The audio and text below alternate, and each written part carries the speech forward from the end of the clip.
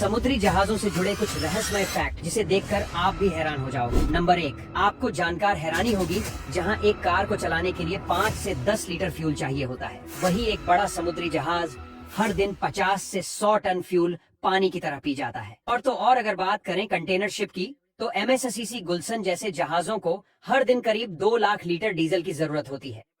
लेकिन दोस्तों, ये सिर्फ फ्यूल पानी की तरह पीते ही नहीं, बल्कि इसके बदले ये 700 से 800 किलोमीटर की दूरी भी तय करते हैं। वैसे आजकल कई जहाज एलन यानी लिक्विड नेचुरल गैस से चलते हैं, ताकि ईंधन की खपत और प्रदूषण दोनों कम हो। नंबर 2, क्या आपने कभी सोचा है, अगर समुद्र के बीचों बीच कोई जहाज खराब हो जाता होगा, तो ऐसी सिचुएशन में क्रू मेंबर्स क्या करते होंगे? आपको बता दें, इन विशाल जहाजों को कुछ इस तरह से डिजाइन किया गया है कि ये खुद अपनी मरम्मत कर सके। इन जहाजों में सैकड़ों बैकअप सिस्टम होते हैं। एक इंजन फेल होता है तो कोई बात नहीं, क्योंकि दूसरा इंजन चालू हो जाता है। अगर जनरेटर खराब होता है तो रिजर्व जनरेटर एक्टिवेट हो जाता है। लेकिन अगर किसी बड़े फॉल्ट की वजह से सब कुछ फेल हो जाता है, तो टक बोट्स नाम की ताकतवर बोट्स जहाज के पास आती है और इन विशालकाय जहाजों को रस्सियों से बांधकर किनारे तक खींच लाती है। नंबर 3, आपके मन में कभी ना कभी ये सवाल तो जरूर आया होगा कि जब हम पानी में कोई छोटी कील या पत्थर फेंक है तो वो डूब जाता है, लेकिन फिर जहाज जो कि इतने विशालकाय और वजनीय होते हैं, ये क्यों नहीं डूबते?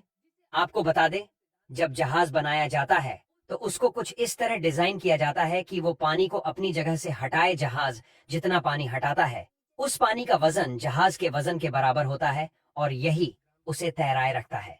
इसके अलावा लोहे का बना होने के बावजूद जहाज अंदर से खोखला होता है, जिससे उसका औसत घनत्व पानी से कम हो जाता है, जिससे जहाज पानी में तैरता रहता है। नंबर 4, अब बात करते हैं जहाज को चलाने वाले उस ताकतवर दिल की, जो किसी जहाज को सिर्फ तैरने नहीं बल्कि समुद्र चीरते हुए दौड़ते की ताकत देता है। हम बात कर रहे हैं प्रोपेलर की, जो दिखने में भले ही ये एक आम पंखे जैसा लगता है, लेकिन इसकी ताकत एक टरबाइन से कम नहीं होती है।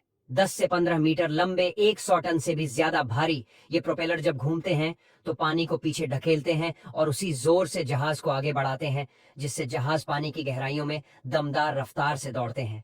नंबर 5, क्या आपको पता है, जब एक विशाल जहाज अपनी दौड़ रोकता है तो उसे थामने के लिए जरूरत होती है एक ऐसे योद्धा यानी अंक की। लेकिन असली ताकत सिर्फ एंकर में नहीं, बल्कि उस भारी भरकम चैन में होती है जो उसे जहाज से जोड़ती है। ये सिर्फ एक चैन नहीं, बल्कि एक लोहे का बांध है जो समुन्दर की बेकाबू लहरों को रोकने की ताकत रखता है। नंबर 6, जहाज पहली बार पानी को छूता है तो क्या इसे सीधा समुन्दर में गिरा दिया जाता है?